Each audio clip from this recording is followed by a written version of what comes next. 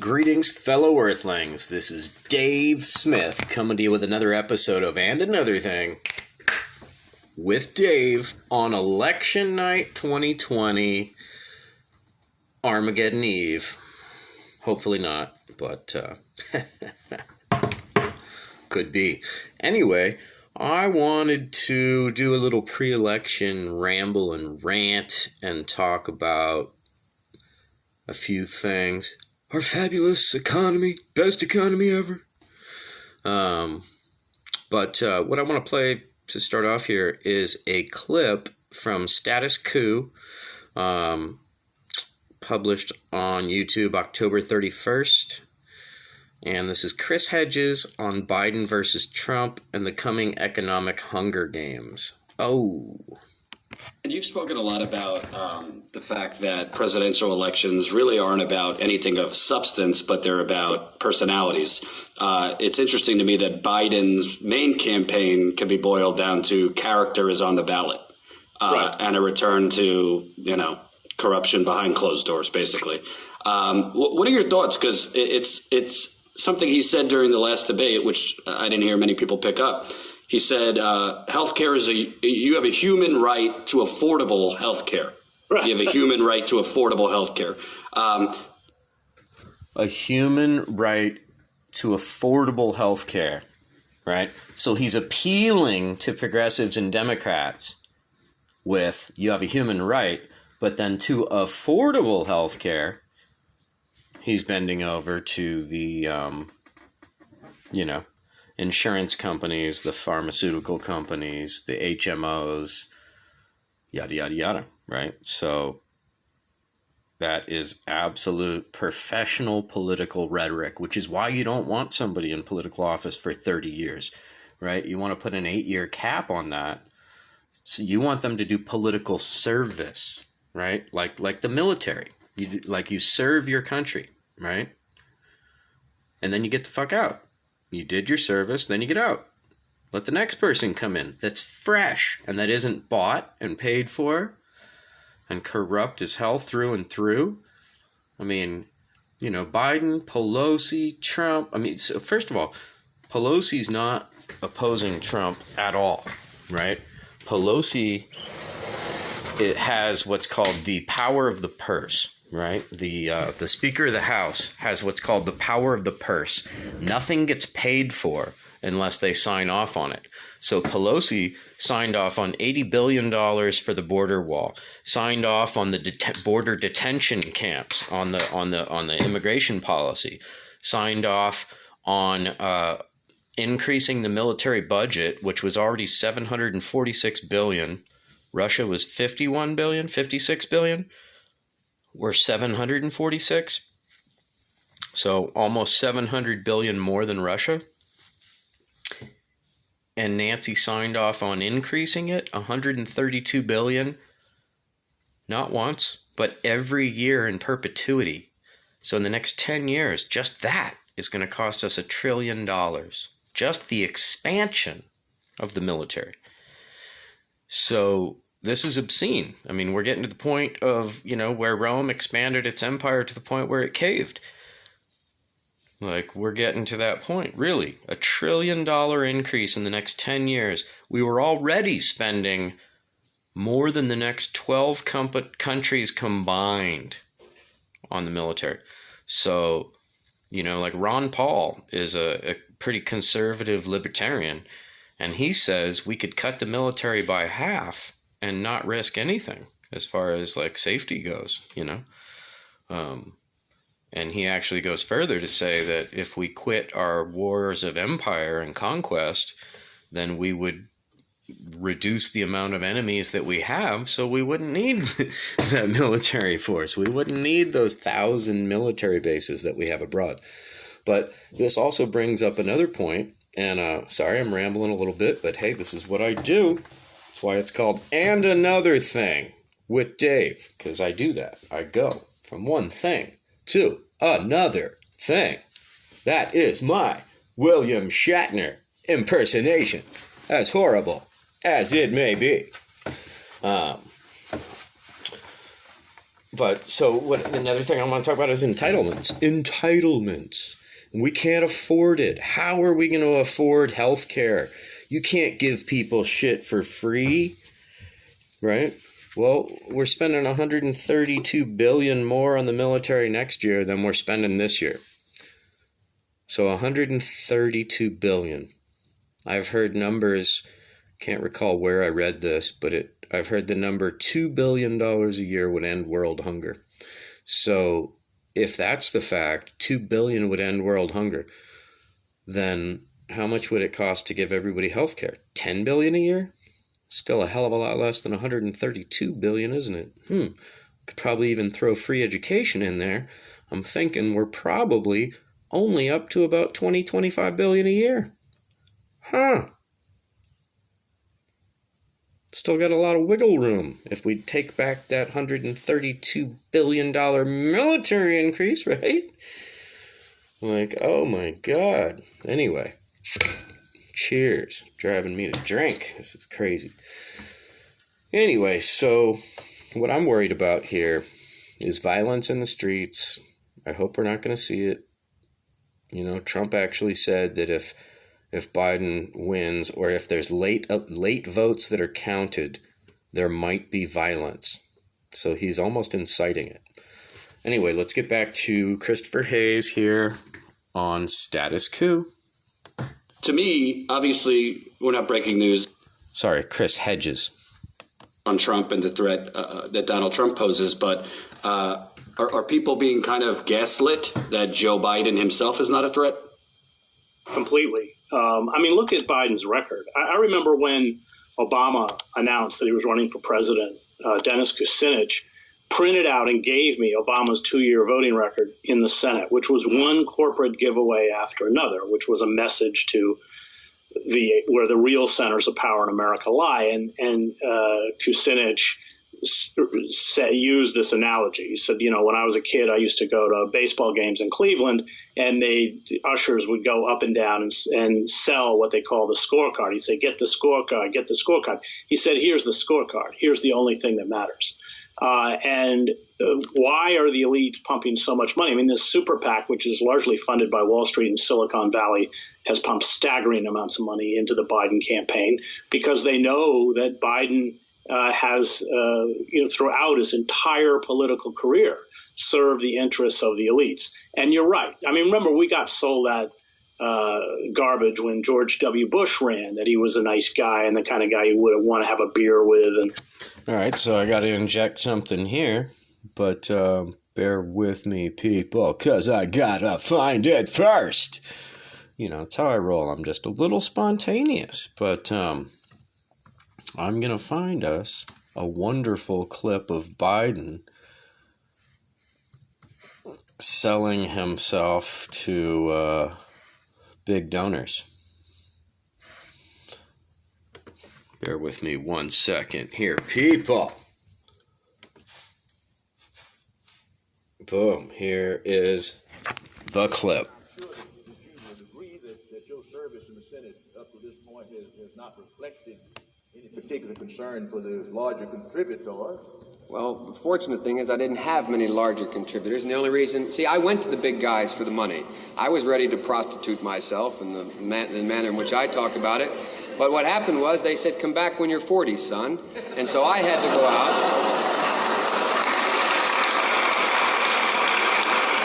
So I had to go to a number of small contributors. Well, I think we...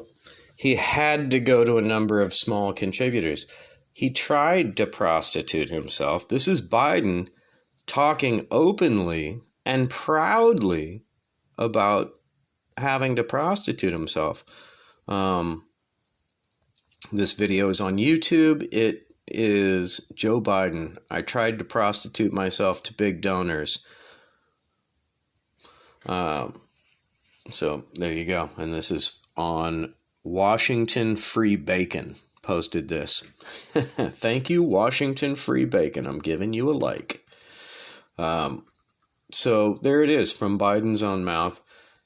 He's a complete sellout, and they all are. Back to little Chris Hedges here. These are just manufactured personalities. I mean, Biden himself, by the way, and I know people who know him, is phenomenally arrogant and full of himself and an intellectual lightweight and has no moral core.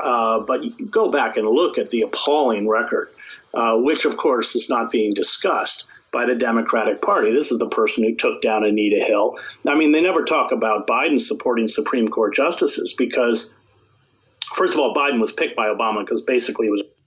Let's look at Biden's horrible and abominable record. He wrote the Patriot Act, years before it was adopted, back in the 80s.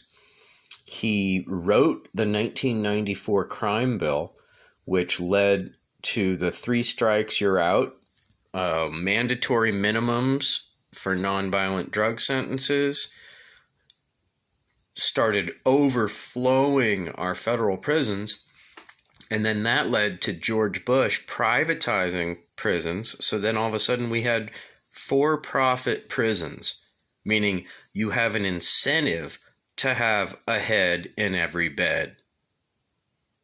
It's exactly what you don't want. An incentive to put people in jail. That's crazy. In a free country? You kidding me?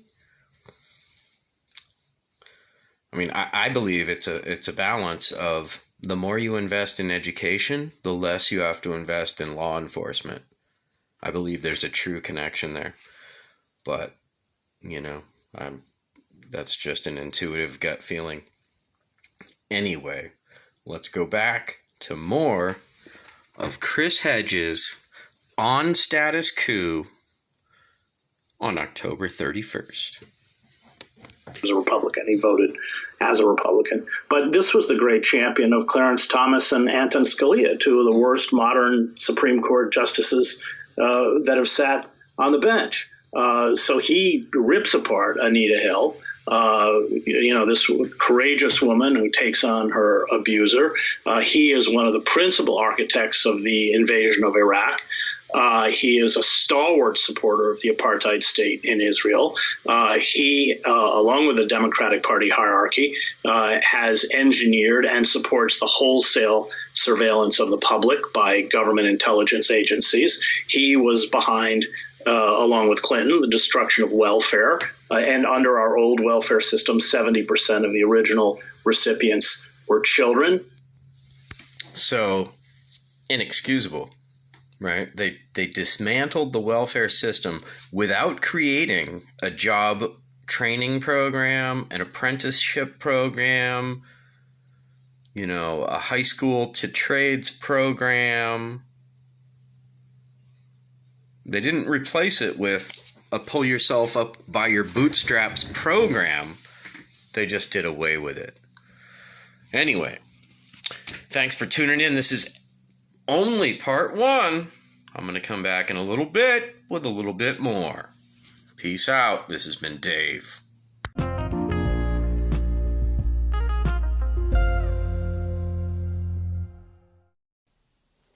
Hey, if you haven't heard about Anchor, let me tell you, it's a great way to make podcasts. Let me explain. It's free. There's creation tools that allow you to record and edit right from your phone or your computer. And Anchor will distribute your podcast for you so you can be heard on Spotify, Apple Podcast, and many more.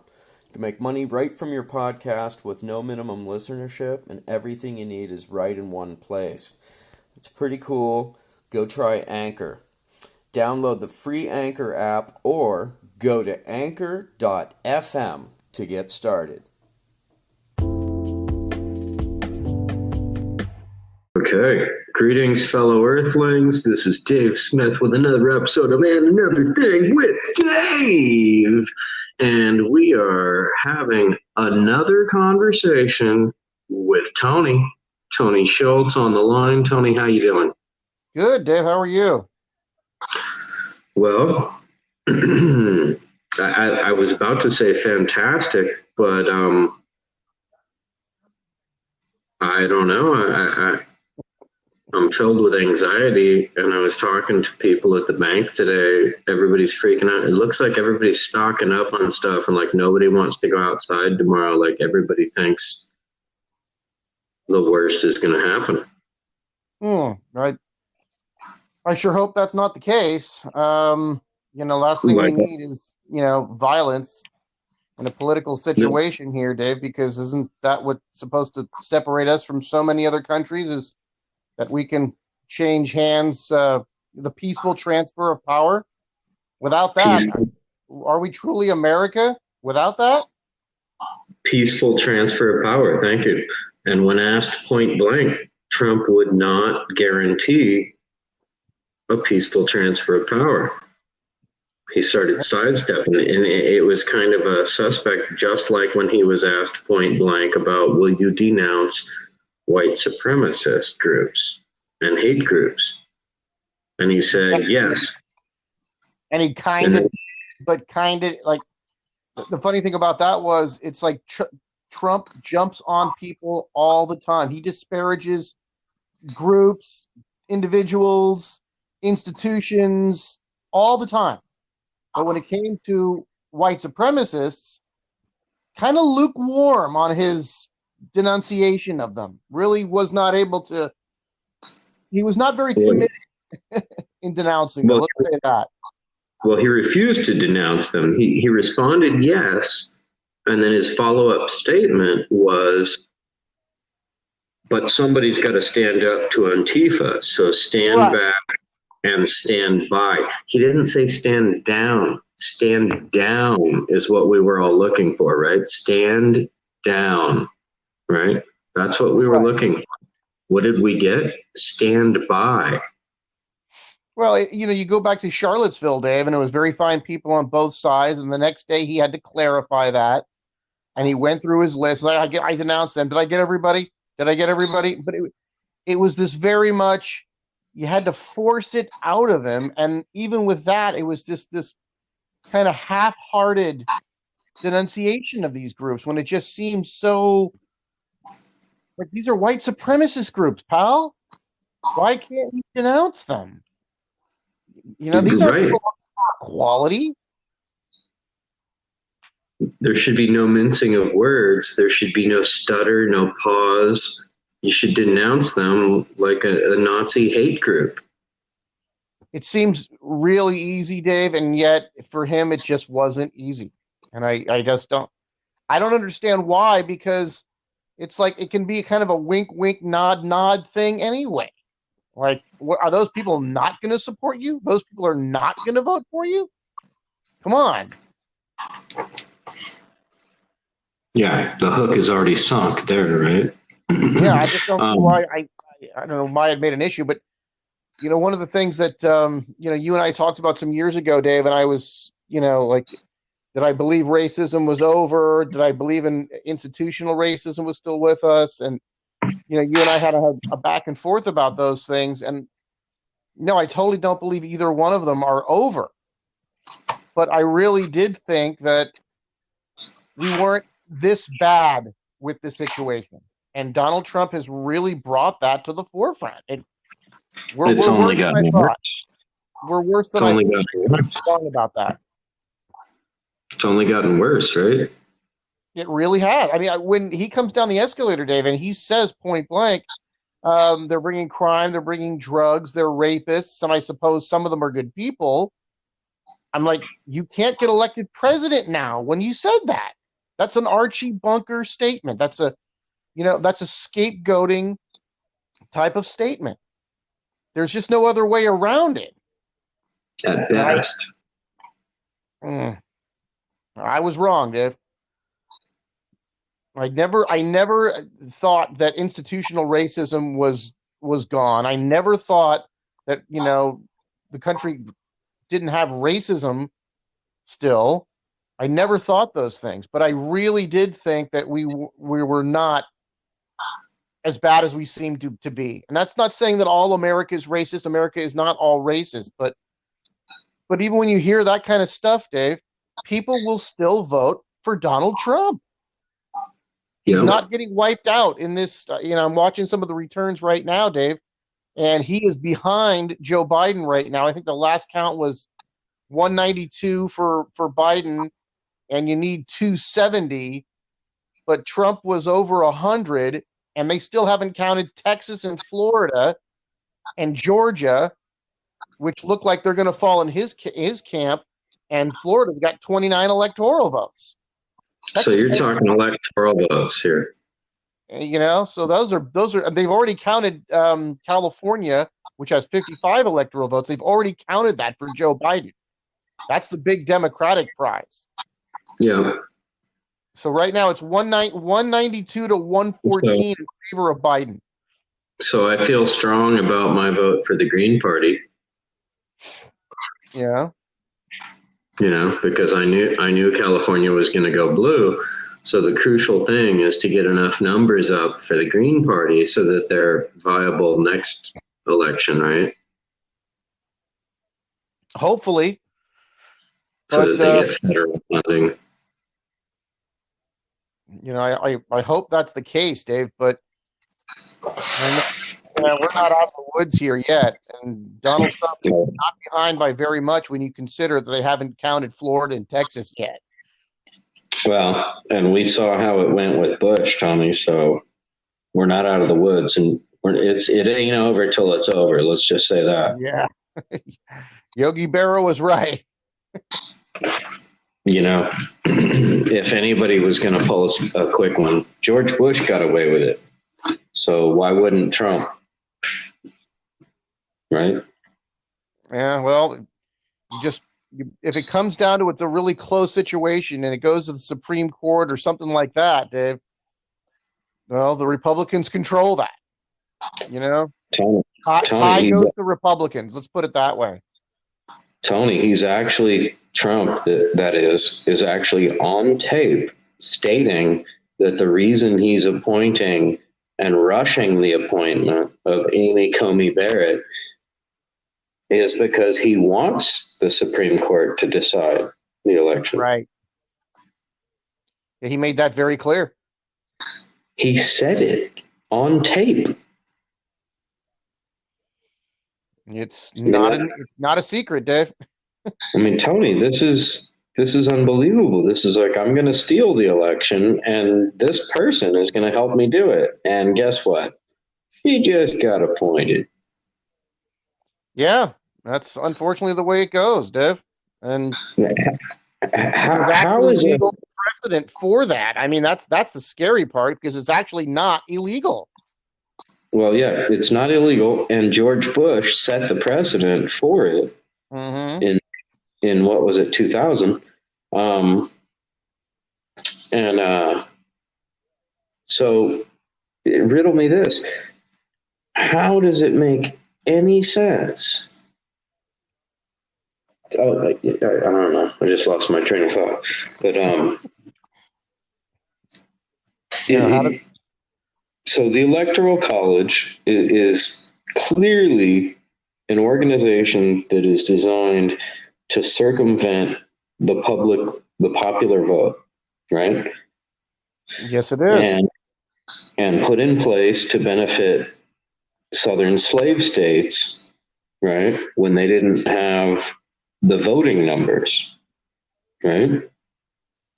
I believe that's the history of it. I'm not as familiar with that as you might be, but I've heard some of that before. I just learned something to this effect last night, that it's only 200 years old and was put into place basically to be able to give more voting power to the southern states.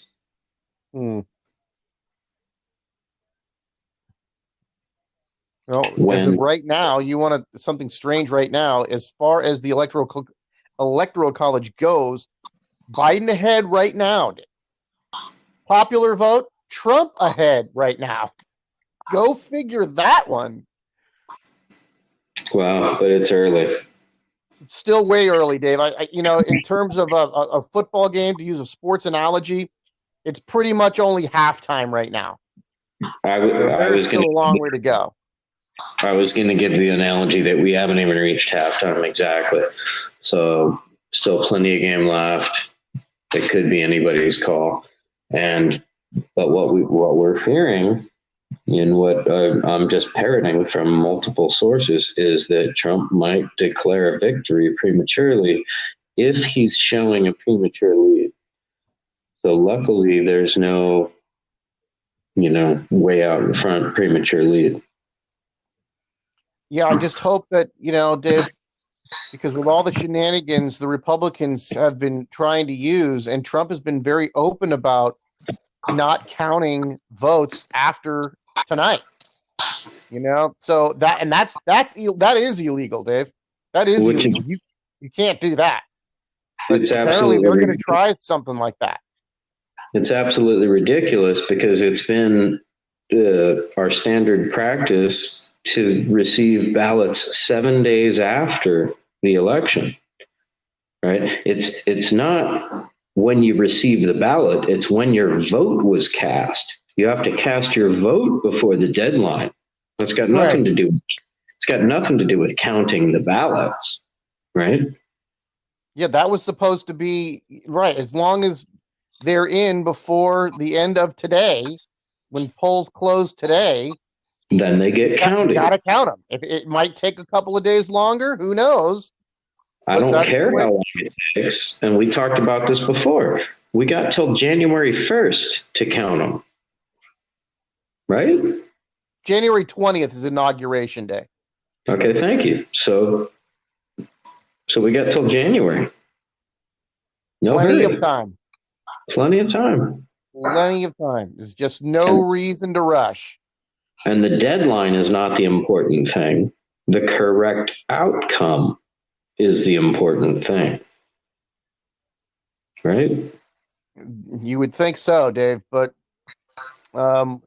Miller, not Stephen Miller, Jason Miller, another one of the president's guys, and I forgot what exactly his title is, but he was talking about the same thing that Trump was talking about, Dave, and that was, if you count these votes after Election Day, somehow they're ripe for fraud. And he doesn't go any farther into it than that, but why would that mean they were fraudulent just because it took longer to count them? That makes no sense at all. There's no logic there at all. The person cast their vote. Period. Everybody's vote has to be counted. It doesn't matter how long it takes. And then, now we look back and you look at the obstruction of justice with the dismantling of postal service equipment, right? So they're trying to slow down the counting of votes, and at the same time, they're trying to slow down the receiving of votes, and at the same time, they're trying to say that all the votes need to be counted by a certain date. Nowhere does it ever say that we need to hurry up and count the votes by a certain time. Well, Dave, I mean, we've had several elections, like 2000 that you were talking about, where election day came and went, and we didn't know who the winner was. And that we had to go find out later who was the winner. We've had this before. It's just not unusual. I mean, when you have all these votes coming in, Dave, by mail, the in-person voting, I mean, how do we know, how can we ever be sure that it's going to be done by the end of election day? Think about all the military personnel. That's a lot of stuff to sort out. What about just all the military personnel? Yes, the overseas personnel their votes have to come in. That's all by mail. Right? We have 1,000 bases abroad. All their votes have to come in, and they should be able to be received on postmarked midnight tonight. Right. It's unbelievably simple, Dave. Unbelievably simple. This is rudimentary. This is elementary. Very basic stuff. And just the fact, David, that you've seen Republicans, and it's not even close, Dave. If people try to tell you, oh, they do it too, right? If they try to use that whataboutism on you, say it's not even close in terms of who's trying to make it so fewer people vote. It's the Republicans all the time. They want fewer people to vote. That's absolutely true. And they've gone to great lengths to do it and succeeded in a number of them. So if you're a felon, you can't vote. Did you know that? Of course. If you're in jail, you can't vote. So there's a measure on the ballot that I voted yes for that says, once you've done your time, you can vote again. Which it's like it's like the flip side of that song. Don't do the crime if you can't do the time, but once you've done the time, boom, you're free, man. Well, what's the old saying? You've paid your debt to society. So you should be a full member of society once again, right? Absolutely. But these are methodical methods, methodical maneuvers by the right to disenfranchise voters, to reduce the amount of voters, because the more people that vote, the less chance the Republican Party has of winning. So you and I both know, like that leak that came from the Nixon administration, right, where his head aide on his deathbed admitted that the drug war was just to reduce the voting turnout. John Ehrlichman. Thank you. Yes. So John Ehrlichman, on his deathbed, admitted that they planted heroin in the inner cities and marijuana in the fucking suburbs and cracked down on both of those so that they could eliminate minorities and hippies from the voter rolls, because those people tended to vote Democratic. Yeah, that's just, and that's why, David, a big part of not letting felons vote. Disproportionately, African Americans are incarcerated. That way disproportionately. I'm sure that has something to do with it. It's obviously not just about punishment. It's about, we want to disenfranchise as many of these people that we can. Exactly. It's more about that than punishment. I mean, if anybody's so inclined, any of our viewers, to look up a man by the name Paul Weyrich. I posted this on Facebook at least once, where he was a big part of the movement for ALEC, American Legislative Exchange Council. Dave, he's been a big wig in Republican politics going way back, and it was in the early 70s where he was at the microphone and he was just saying, you people have the goo government, good government. You want everybody to vote. He said, quote, I don't want everybody to vote. And then he went on to say, Dave, that Republican chances are better when fewer people vote. And he was very, very straightforward about it. He was not mincing any words. And I was just kind of shocked when I'd seen that. And just to be that open about it, Dave. It's like, you mean you want less people to engage in our democracy? Right. Less people to engage. Well, and you would think, how hard would it be to just register everybody to vote when they get their driver's license? It seems so unbelievably simple. But they make you register. If you move, you got to re-register. Why does it matter where you live? I guess, yeah, district elections and this and that. But you know what I mean? Yeah. It should be made easier, not harder, right? So automatic registration when you get your license, and then, of course, if you move, you just update your information.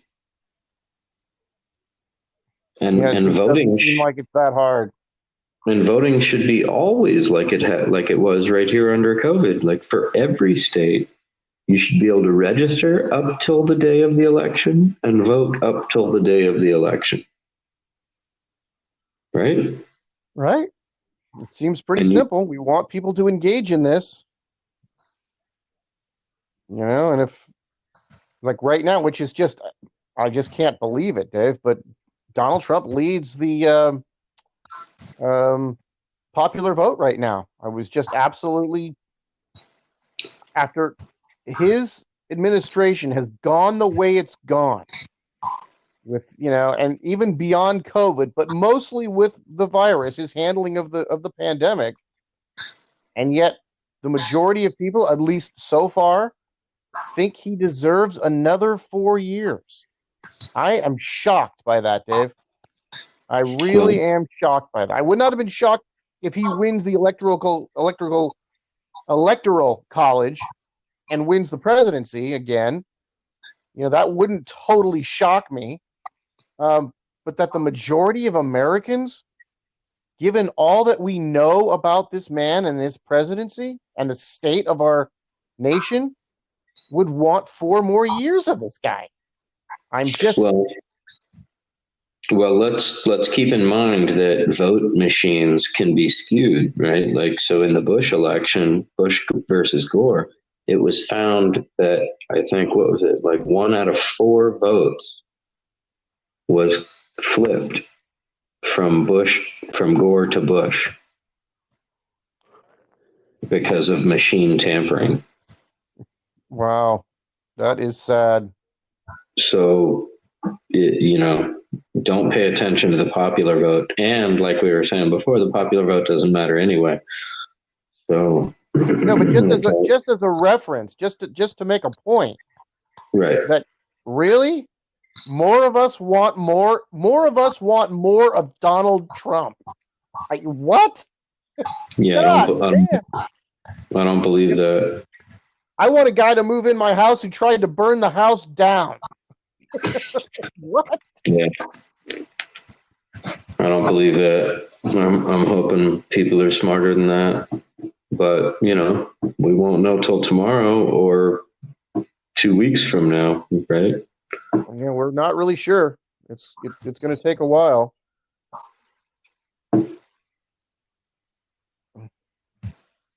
So, well, we got to figure out when somebody gets to 270.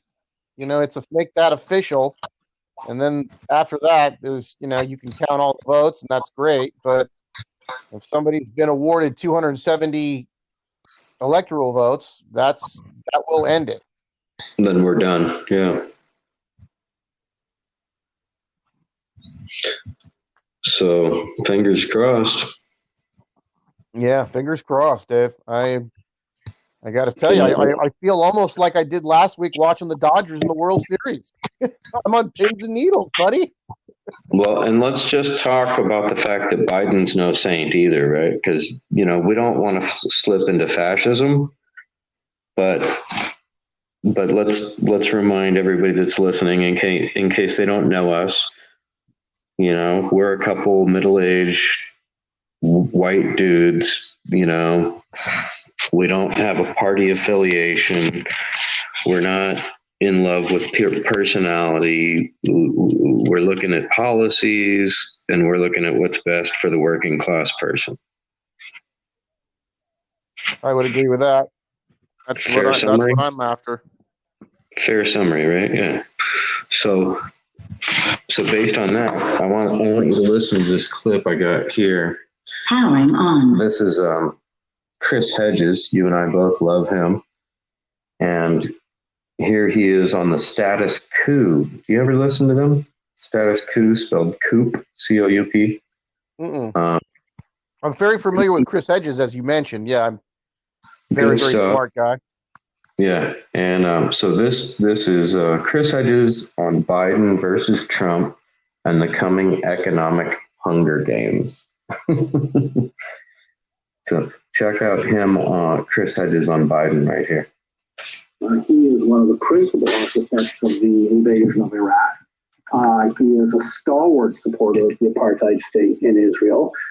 He, along with the Democratic Party hierarchy, has engineered and supports the wholesale surveillance of the public by government intelligence agencies. He was behind along with Clinton, the destruction of welfare. And under our old welfare system, 70% of the original recipients were children. He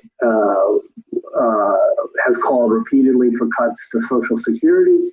He was one of the architects of NAFTA, the greatest betrayal of the working class in this country since the 1947 Taft-Hartley Act. He has been behind all the free trade deals, deindustrialization, the real decline in wages, which have resulted, of course, in the loss of hundreds of thousands of good-paying manufacturing jobs, and then the lifting of tariffs so that workers in sweatshops in Mexico and China and Vietnam can produce products that are shipped back and then sold to us. He's been an enemy in the Obama administration with Arne Duncan, was a huge proponent of charter schools. It's not just Betsy DeVos. He is behind the 1994 Omnibus Crime Bill, which doubled our prison population, tripled and quadrupled sentences. Huge, which he used to brag about, by the way, huge expansion of crimes that merit the death penalty. And then, of course, the whole militarization of police.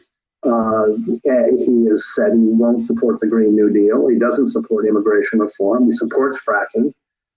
He's never been good in his voting record on women's right to abortion, reproductive rights. He's a segregationist, longtime opponent of busing, and had close relationships with the worst segregationists in the Congress.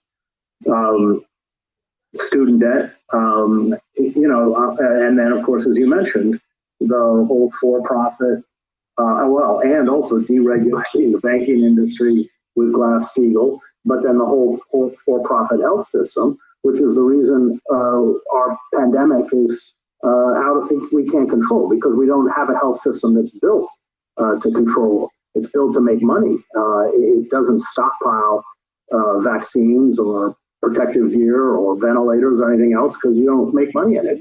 What they've done is strip communities of hospitals, drastically reduce the numbers of hospital beds, ratcheted up the cost of healthcare.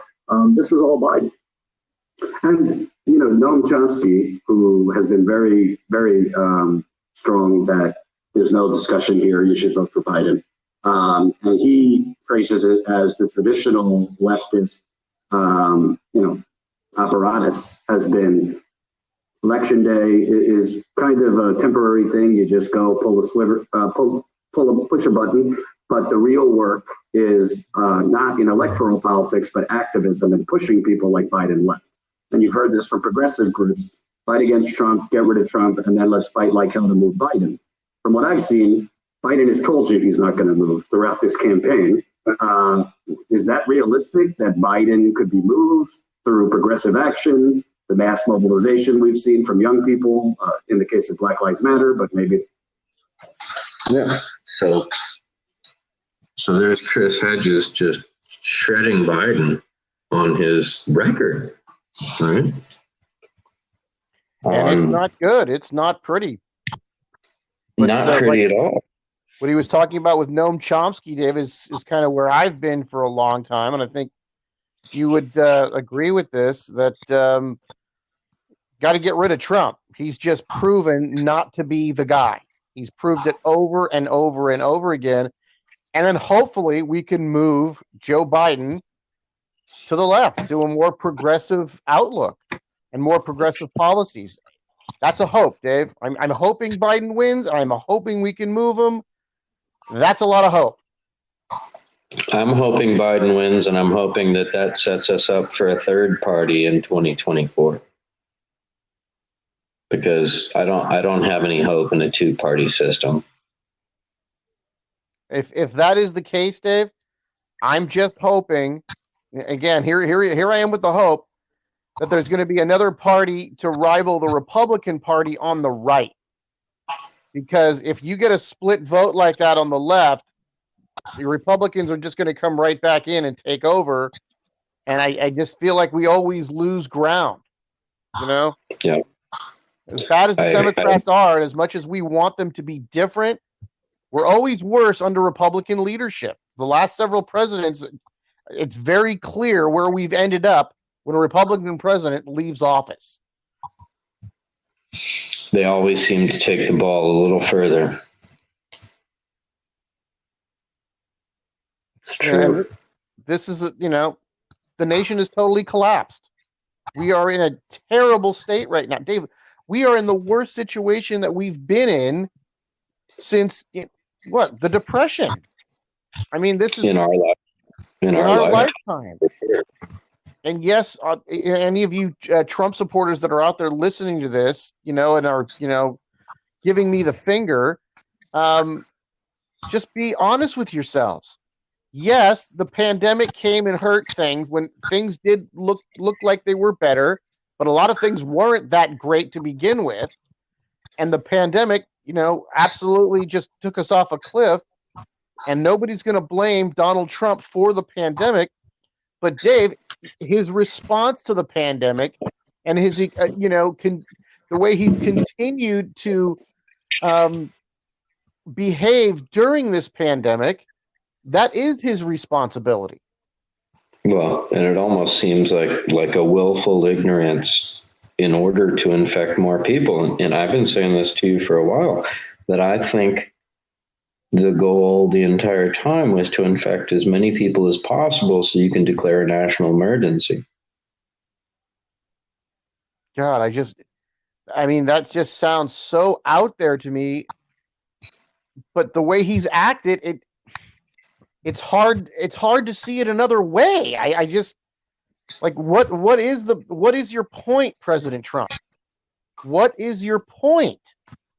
Right? I mean, he's got the best advisors in the world giving him daily briefings. So what is its willful ignorance? Because if the original thought to this, Dave, was Trump didn't want to acknowledge what was going on because he didn't want to spook the market, didn't want the economy to tank because that was his best chance of getting reelected. But when you have something like this coming on, you can talk all you want about it's not here, it's not that big of a deal, it's just a Democratic hoax, don't worry, be happy, and all those things that he said. But a virus isn't going to pay any attention to that. And sooner or later, it's going to have its negative effects. When, if you look at it this way and you say, well, guys, this is really here, we have to deal with it, and let's deal with it the best way we can, take all the available science and try to figure this out. Dave, nobody's going to blame him if the economy starts going down because, well, we have to deal with this terrible situation that he didn't bring on himself. That's not his fault. And he's dealing with this as best he can. Doesn't that rally more people to you when a president deals with a crisis successfully or at least competently? You would think, right? You would think. But, this is the era of alternative facts and fake news and, I mean, here we get a president saying that he could shoot somebody on Fifth Avenue and he wouldn't lose a supporter. And not lose any votes. And boy, he was right about that. And as it turns out, Dave, he didn't even need a strong economy to compete. Now he just won Ohio. That's a lot of electoral votes in Ohio that he just picked up. So he's moving ever so much closer. And it looks like he's going to win Pennsylvania too. And that's got 20 electoral votes. Jesus. So he is really closing the gap here in the Electoral College against Joe Biden. And as you and I both know, the Electoral College is everything. That's the name of the game, Dave. That's absolutely the name of the game. And apparently it goes back 200 years to give slave states competitive power to be able to compete with the populations of the North. So I've called bullshit on the Electoral College for years. I think it's time we abolish this abominable system. One person, one vote. I don't care where you live. If you're an American, you get to vote. and your vote matters, but it doesn't matter any more than anybody else's. Yeah, Dave, I don't get it. I mean, I to me, it makes more sense. It's so much more straightforward. Who got the most votes? And I don't care how it goes here. Okay, I don't care how it goes the rest of this evening and into tomorrow to decide who's going to win this election. If you have the most votes, just overall, you should win. Right. And there should be no electoral college. There should be no, super voters that can supersede the popular vote. The people voted. That should be final. Makes sense to me. But unfortunately, it's going to take an act of Congress to change this, right? Yep. And it's not going to happen before this election's over. So here we are. I'm not sure if it's a super majority that you need in Congress to change this, Dave. I'm not exactly sure of that process, but obviously it's not going to change anytime soon, if at all. If at all, and definitely not in this election cycle. So here we are, bated breath, wondering if we're on the eve of Armageddon. Does the Civil War start tomorrow? I don't know. This is really sad, Dave. They're going state by state by state here, and they're all too early to call. But the vast majority of them here, Dave, Trump's winning them. What are you watching? I have MSNBC on, and they're state after state after state, and Trump's leading in all of them. Too early to call, ways to go, but Trump ahead, Trump ahead, Trump ahead. It just seems like he is going to be pulling ahead here. Joe Biden has got, I believe, 196. Well, it's 192 to 136. Wow, that's close.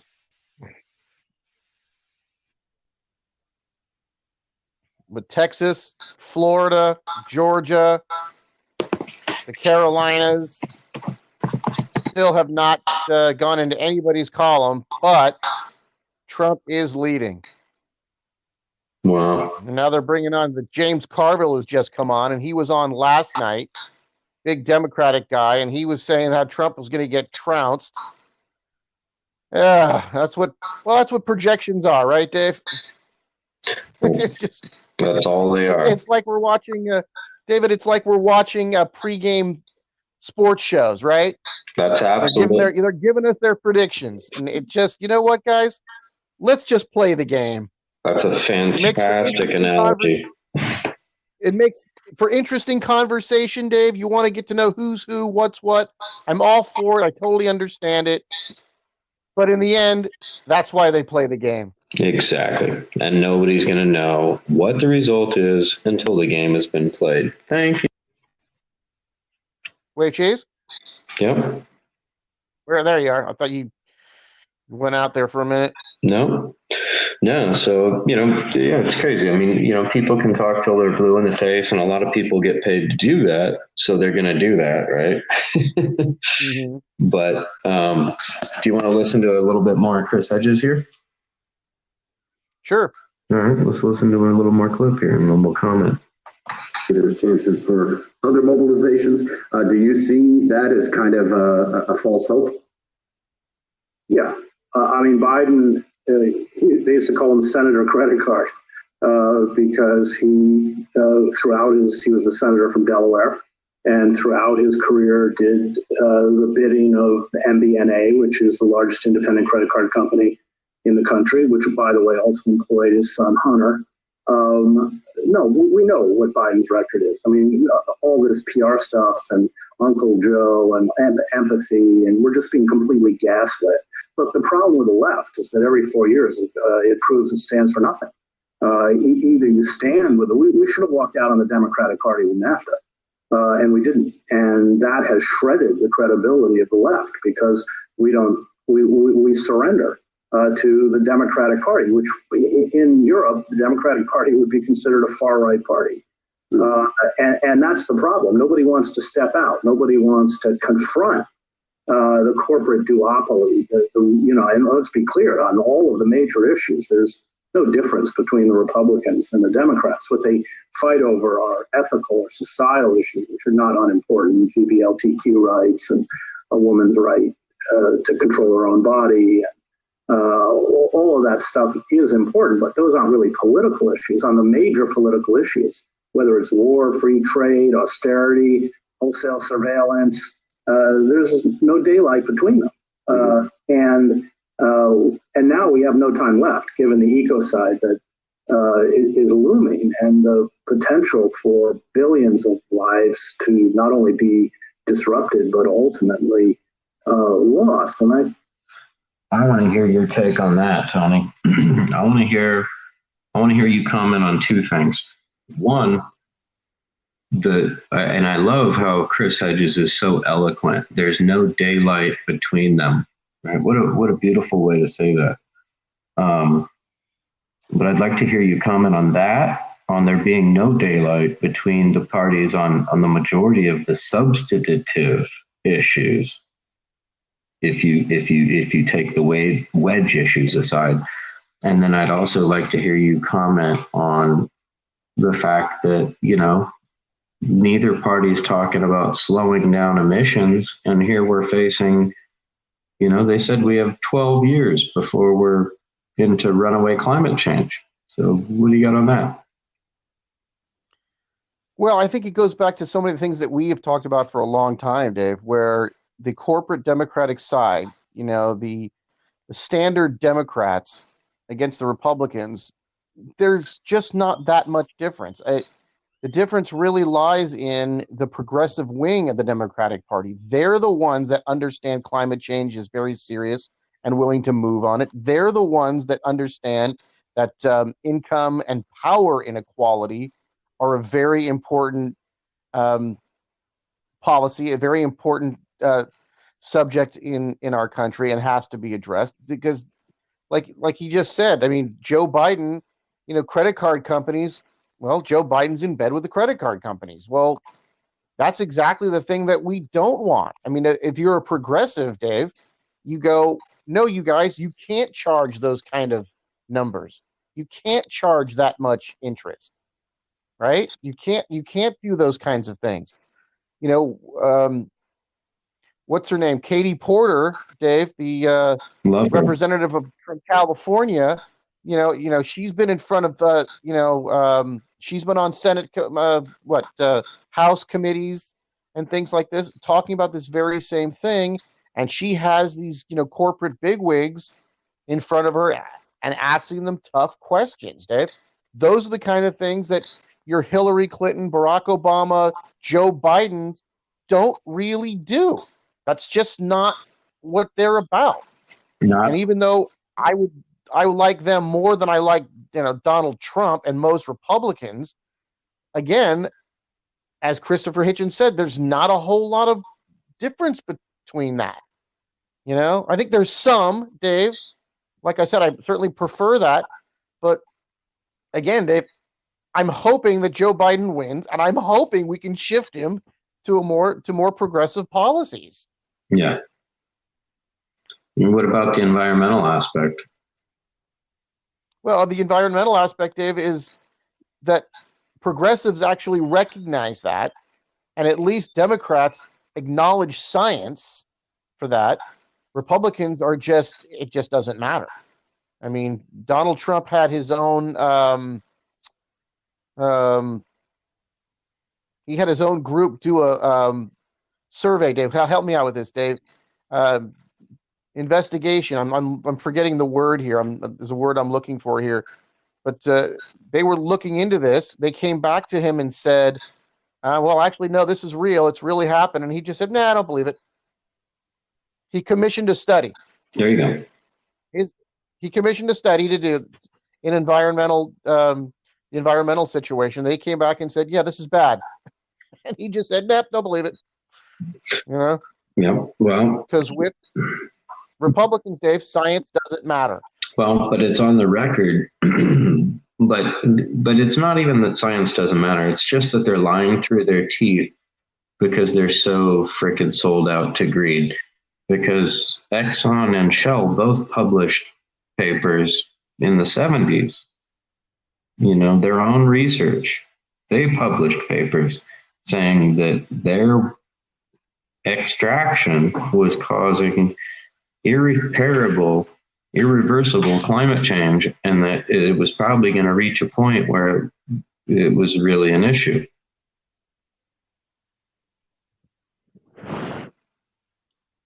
So here we have Exxon saying, yeah, our industry is horribly polluting, and there's going to come a time where we're going to have to pay a piper. But then they bury all these studies and lie to us. And continue, Dave, and this is, again, where I do see a difference between Democrats and Republicans. Because at least the Democrats acknowledge that this is actually happening. And the Democrats will come out and say, look, why is it that if we go to a Green New Deal and we try to move into the future with better, cleaner technology, why is it that somehow that means less jobs, when it clearly doesn't mean less jobs? Well, I don't know, but that the Democratic Party is not just does not have the workers, best interest in mind, right? I mean, you've heard Obama sell out. You've heard him say that he was basically a moderate Republican. You've heard him. Did you see the clip of him in Flint, Michigan? Yes. Drinking the water? That was that. Yeah. There's a good reason not to vote for Democrats when you see that. No doubt about it. Let me pull this up, because this is horrible. Right? Someone give me a glass of water. You saw that? Mm-hmm. When he pretended to take a sip? Yeah. Here we go. Here's the clip.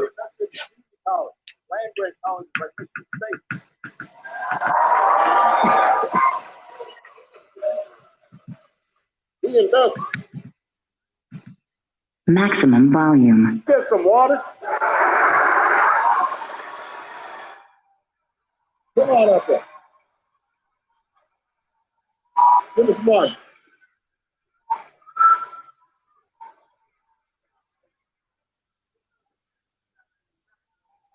I want a glass of water. I want a glass of water. John Malkovich? Where do we go from here? I want a glass of water. Like, really? Really? I honestly didn't hear it. Unbelievable. And then he did it again in a meeting with the media, and he actually said, I'm not pulling a stunt here. I'm actually thirsty. Like, now you just said it. You're pulling a stunt. Unbelievable. No, I just the fact, Dave, that was going on how many years ago, and it's still not fixed. Well, and it went on, and they buried it. They tried to, the government of Flint got busted for cover up for a year and a half. Okay. So they're saying that every kid in Flint, 10,000 kids, have lead poisoning.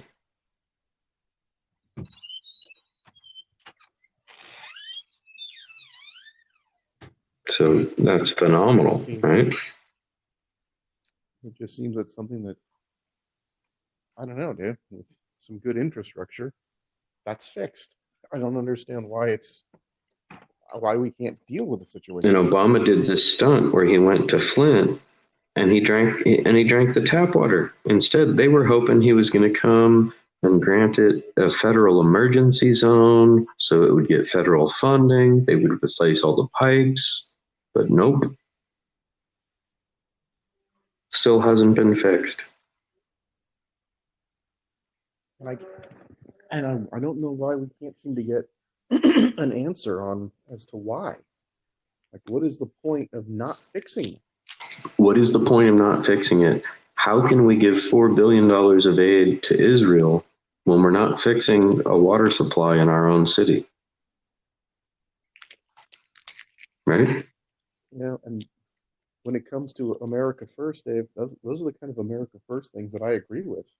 Well, I would too. And, and that's the thing is when Trump, said his inauguration speech, there was a lot of things that working class people agreed with, but he just didn't follow through on any of them. The swamp is overflowing, jobs are in decline, the economy's horrible.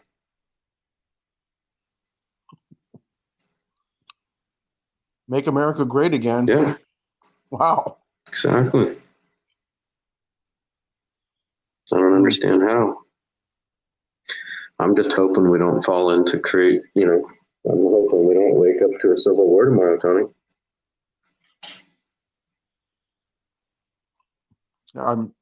I'm hoping not, Dave.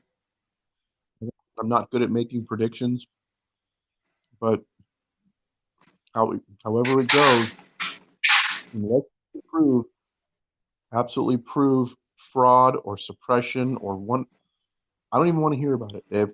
I don't want to hear about anything unless you can actually get it into court and prove it. Yep. Because all these things everybody just, well, I heard, well, I think, well, you know what? That's fine. That's great chatter. That's like looking at polls, Dave. Yeah. That's like watching the pregame sports show. Okay, that's fine if you want to do that, but it doesn't mean Joe anything. Rogan had a great comment on polls. He's like, who the fuck has time to answer a poll? Like, who answers polls? Idiots with nothing better to do. And he's probably right, because when was the last time you even received a poll or were asked, right? Like, who are these people that are polled? I seem to remember, Dave, leaving the grocery store in Nevada, old Alpha Beta, and having been asked about something that Back effect. in the day. Like, what do you think about this? What do you think about that? Right. But that was the only time that I can remember, Dave. And God, Dave, I don't know if I was even out of my teens yet. Okay. A long, long time. Yeah, and that could have been never Nielsen ratings either. Who gets that? right. I've never voted in that.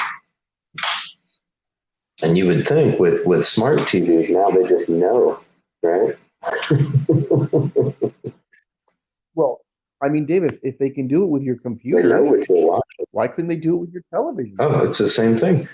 No, they've even Edward Snowden leaked this one that smart TVs can actually look at you.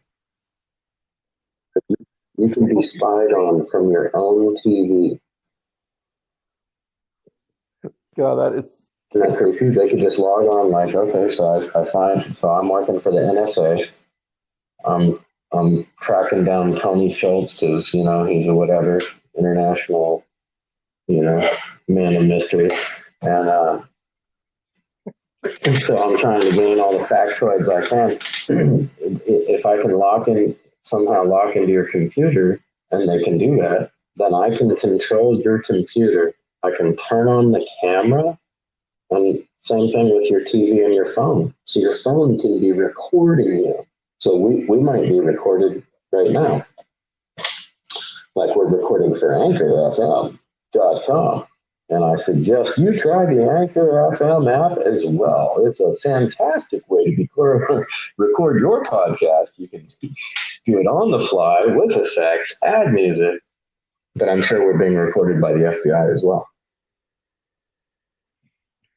Yeah, and the FBI guys, if you're listening to us and recording us, you're really wasting your time. Because believe me, we're just guys that get up and go to work and deal with It's our the lives. equivalent of like being a cop sitting at the donut shop. But Dave, I mean, it's been how many years now that your computer tracks everywhere you go and sends you things that, because of an algorithm, they figured out what your likes are. So they send you more of that, right? Yeah. So they know and on your phone, Dave, even if I don't use my phone at a certain restaurant, I'll come home, look at my phone, and it'll say, "How did you like that restaurant?" Yeah. Would you like a coupon for Olive Garden? Like what? So I'm absolutely being tracked. Oh, totally. They know where I've been. It's the same thing with ads on Facebook. Whatever I look at on Google, all of a sudden I start getting ads for it on Facebook. Yeah, and it's something, Dave, I've never been totally comfortable with. I'm not uncomfortable enough to stop using these things because I live in the modern world. That's like me saying, gee, I don't like this climate change thing. I can't really deal with this. I'm not going to use my car anymore. Well, it really limits the things that I can do in my Right. life if I don't have a Right. car. So it's not a realistic option. It's not a realistic option. But And what are you not going to have you're not going to have a phone? That's crazy. I mean, any employer, Dave, now thinks that they should be able to get a hold of you anytime, and you and I are middle-aged dudes with nothing to hide. But there is something disconcerting about the fact that everything you say might be recorded. Like, And not only that, David, but which if they wanted to use something against you and manipulate it in some form or fashion, they could do that. That's what I'm saying, Tony. And it's disconcerting because we chop it up, right? And you could edit some of the things that we say and skew it in a whole different direction, right? Mm-hmm. So that's what makes me weary. And I don't think I'm paranoid. I think that's smart. I think anybody that's not thinking like that is extremely naive. Well, I mean, the chances of it happening, Dave, are obviously very, very low. But the fact that it could happen, and it's like, wait a second, you're not my mommy. I'm a 53-year-old man. I don't break the law. I'm a good member of my community. It's like, why do you need to know where I've been? Right. Why do you need to know what I'm looking at when I'm online? Yeah. Why is that okay? I didn't sign up for that. Exactly. I agree. I feel the same way. And if nothing else, it's a sellout to give our information to corporations so that we can then be hounded with more marketing. So, Oh, I mean, at the most, they've got me figured out. Fucking brutal headache, and it's a sellout towards the corporation. Like, what if our whole society operated for the citizen rather than the corporation?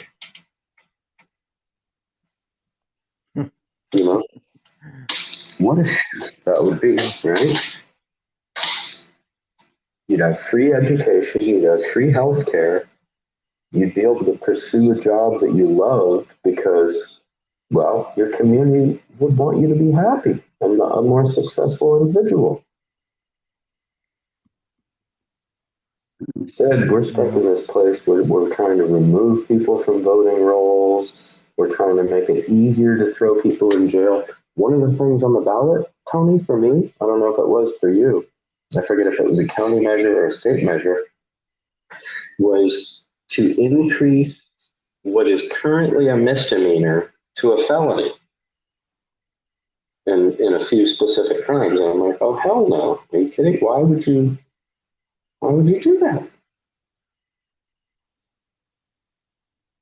To make it easier to lock people up and to make more of a bureaucracy that we have to run people through the and system. remove more people from the voting rolls. Like, what is the, like when the ballot in Arizona, I was told recently, that make marijuana legal, to legalize pot.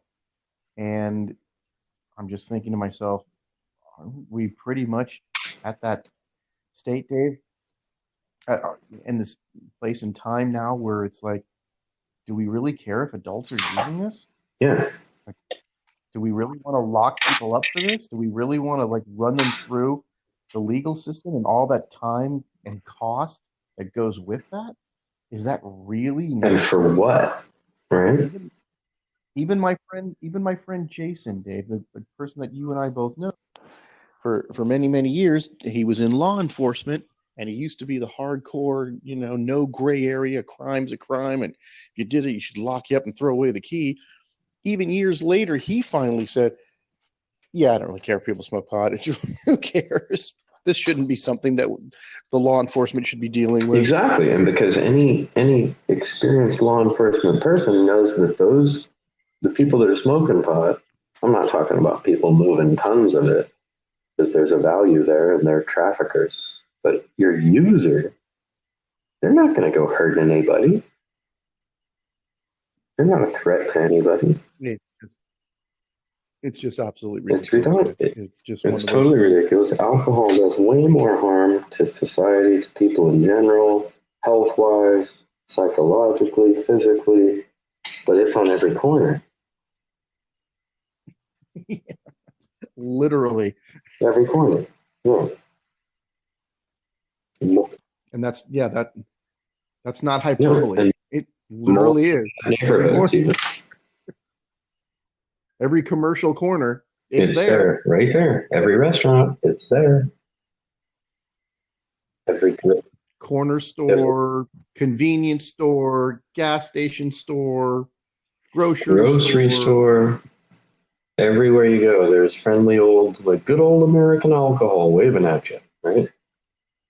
And remember the days you could go to like live sporting events? Remember back in, before 2020? Yeah. I don't know if people remember, Dave, but in the old days, you used to be able to go to these sporting events and you would buy a ticket and they would let you in and you could watch the game. I don't know if people remember that. It's been a long time. But at those things, David, you can get beer. You can get wine. Some of them, they have those luxury suites, Dave. You can get mixed drinks. Alcohol everywhere. Absolutely. And I'm sure you remember back in the day where you could just tell them to come over to your section and you could order from the bleachers, right? Mm-hmm. Yeah. My brother used to have a annual kind of playoff event with his work where he would have 200 people go, and they'd have a bunch of RVs and barbecues and everything, and he would get a huge block of seats, and it was back in that time, and he'd be like, okay, you're our beer guy. Stay close, you'll be busy. Powering off. It was really funny. But different time, Different time. All the good old days. Well, hopefully those are close by. I mean, no matter how the election goes, I really want to get back to, normal as much as possible, as soon as possible. Yeah, I really miss live music. But so right now you hear, Dave, if you want to go to the gym, you can. If you want to go to the movie, you can. And there are several restaurants now that have dine-in. Marlon and I were out at one of our favorite Italian restaurants, La Veranda, out here in Pittsburgh, not too long ago.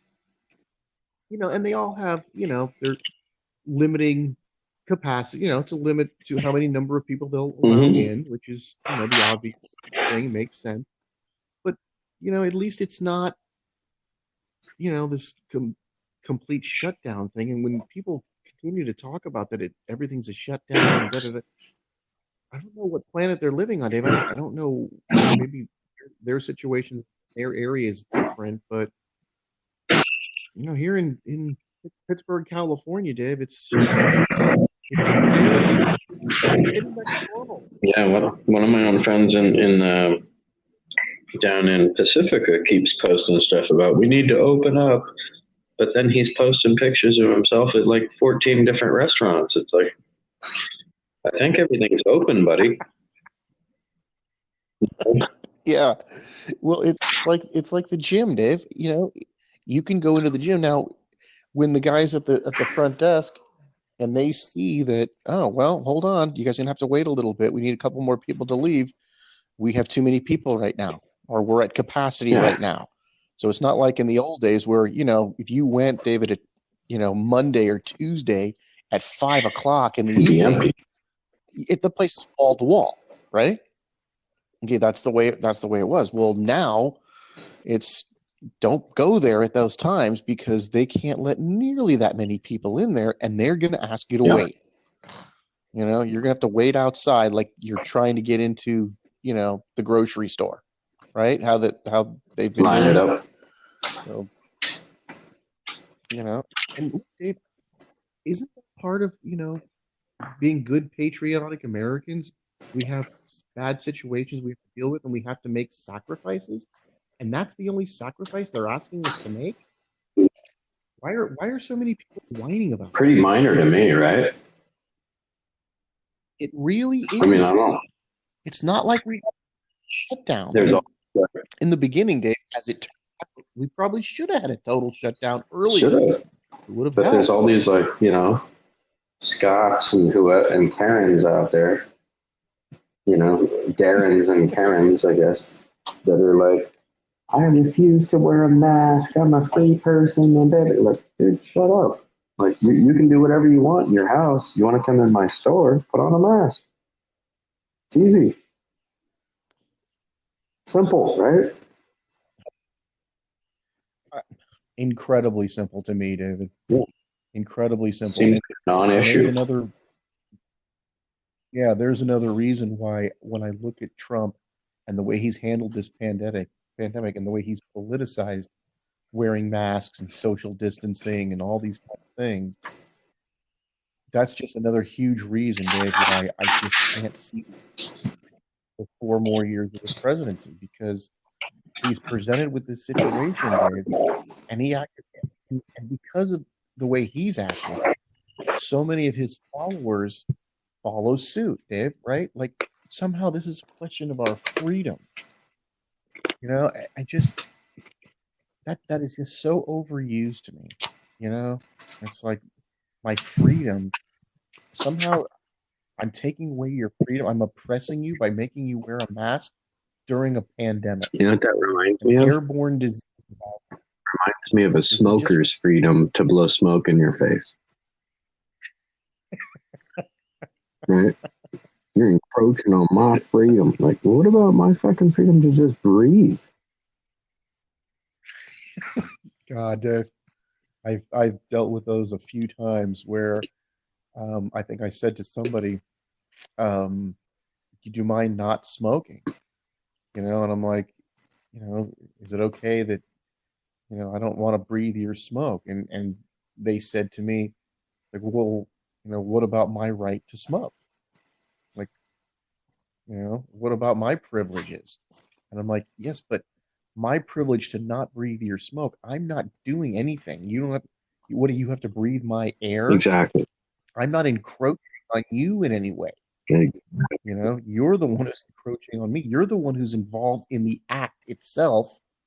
And now I have to breathe this foreign substance that I don't care to breathe. Yeah. It stinks. It's a great analogy.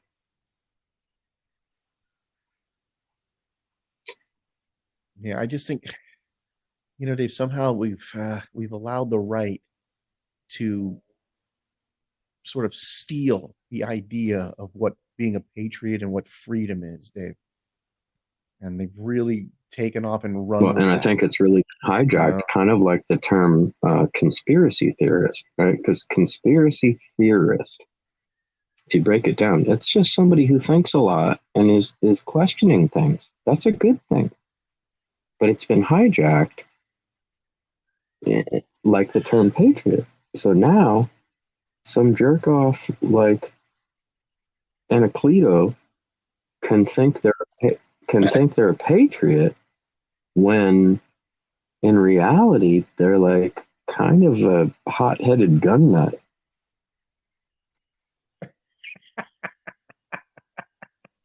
You know, an extremist, really, right? I mean, you want to jump in the van because we have some patriot shit to do? You mean That's like an that? extremist, right? That's like you're willing to hurt people for their belief. Like, dude, you're an extremist. You might as well be ISIS. That's what I'm saying, Dave. I'm like, I think I responded to that. Like, isn't that terrorism? Or Thank you, I forgot exactly how I because it is. responded to it, but I think it was something to that effect. What he calls patriotism, I'm like, that sounds like terrorism to Yeah, me. exactly. You know? Patriotism, I think of as like a 4th of July parade, you know? Maybe a fucking couple horses, there's some flags, everybody's smiling, you can smell like a barbecue in the distance, right? Well, but I'm thinking patriotism, Dave. Look, we've established that there's a situation going on in our country, and we have to pull together, and there's certain things that we have to do to try to get through this. To me, going along with that shows a certain amount of patriotism. Just there's certain rules that we have to follow so we can keep each other healthy. Right. As a society, the bigger picture, right? Like I'm willing to make certain compromises for the greater good of the greater good. The greater good of society, David. It's like, when I drive, there's stop signs and stoplights, Dave. I have to stop You at don't them. have I don't think it's an infringement on my freedom to have You to do totally so. don't. You There's just totally these. don't have to, Tony, but I really appreciate that you do. It just seems like common sense to me, Right, but Dave. it's that simple. Like if you're gonna flex, like imagine, right? Because that's a great analogy, right? Like certain Trumpansies to me seem like they want to flex, like the people that are flexing their muscle on the mask. It's like you could just as easily choose a stop sign. Like I'm an American. I'm free. I could choose whether I stop or not. Bam! Whoops. Like, Dave, like, why do I could just very easily say, why do I need to have a driver's license? Who cares? It's my freedom. Why do I need to get my car smog You're checked? restricting my freedom. Right? Why do I need to pay taxes? You're encroaching on my freedom. We can always argue, Dave, about how much or how little that we have to pay in taxes and how many rules we should or shouldn't have. Now, I think that's a fair thing, but there are just going to be some because we all live in the same place. We all have to deal with each other to a certain degree and to make society work. Right. Like somebody's got to patch the frickin' potholes in the road, and it has to get paid for somehow. Yeah, and it's actually not a bad thing because don't tell anybody though, Dave, but that's how government does create jobs. It does happen. Government does create. Don't tell anybody though. Actually. Yeah. Isn't that evil? And Tony, guess what? They could do it cheaper than the private industry. Because of this thing called bargaining power. Like if you buy in bulk, Well, I mean, there's another thing, David, where when I look at Republicans and I see some of their core beliefs, and I say to myself, you guys are full of shit. You guys are absolutely full of shit. Remember the whole argument the government doesn't create jobs. Well, to a certain degree, What the hell did the New Deal do? It created tens of thousands of jobs. Well, not only jobs, Tony, but a cop or a fireman or a nurse or a lot of doctors. I mean, isn't that part of things that your teachers? Well, and dude, so how many the New Deal developed the West, and the water for the West built the Hoover Dam, which gave water to Arizona and Nevada and allowed those to thrive as communities. So not only jobs, but whole states full of people as a result, where it was barren land before. And didn't that help the private sector? I think it did. Didn't that help people produce grocery stores and law offices, real estate offices, and real estate agents, and loan people, and right? Somebody had to build houses for people to live when they were there. Right, developer, then a carpenter has to fix them, and every time you refinance or move, you got a loan person, and then there's a realtor, and yeah. It creates society. Right? Yeah. See, when Republicans seem to think, Dave, that these things don't go hand in hand, I think most progressives, Dave, really understand that they do go hand in hand. You can't really have one without the other. I think most progressives understand that if you bring the bottom up, it helps everything. But there is no trickle down. There's no such thing as trickle down. That's, might I have some more, sir? Right? And I'm sorry, but I don't want to ask. I want to be able to make mine. I don't want to ask for it and beg for it. I mean, I think that's the contract that we have in society. Okay, this is, you and I, when we want to go drive our cars, Dave, somebody's got to build that road. Somebody's got to build that highway. Somebody had to change my oil today. Yeah. And those are going to be private companies that are going to change your oil, but without a collective, Dave, without some societal cooperation, how do you get a highway built? Yeah. Would you just rely on car manufacturers and tire manufacturers to build the highways? If so, we'd have every road would be a toll road, right? And because those companies, if they are going to do that, if you say, let's leave it to the private sector, remember, for them, it's all about how much profit can I make? How cheap can I get labor? How cheap can I get the goods and services in order to build, what is necessary? And that's the real conversation, is the private sector won't even get involved in the project unless there's a profit. And I don't blame them. They're a business trying to make money. But that's how the public sector can take over, because they don't need to make a profit. And that's why we need Thank you. That's why we need it. Like never before. Like, Tony, I believe we're sitting on the precipice of another Great Depression. Like, teetering.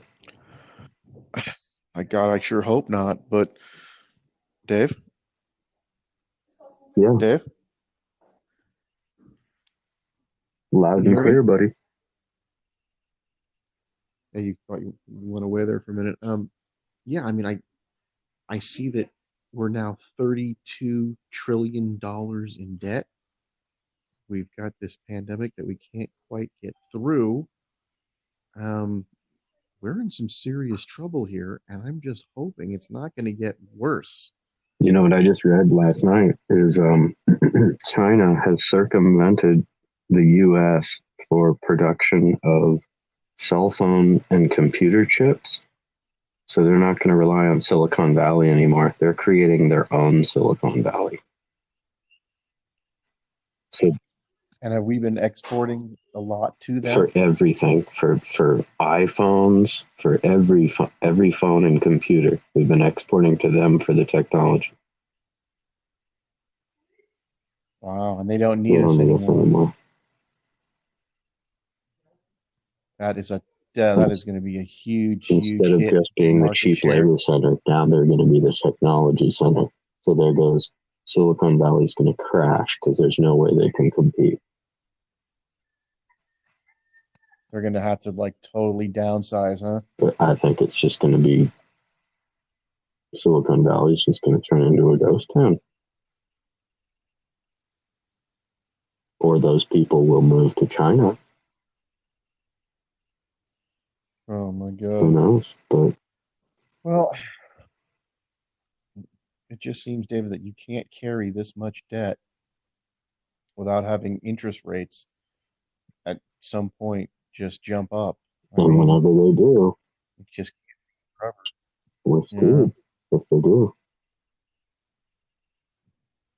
And that's, you and I have certainly talked about this before, but that's where if we are able to get Biden elected and move in a progressive direction, that is one thing that has got to be big on his agenda, Dave, and it's going to be very tough given the economic climate. But we're going to have to get that debt paid down, buddy.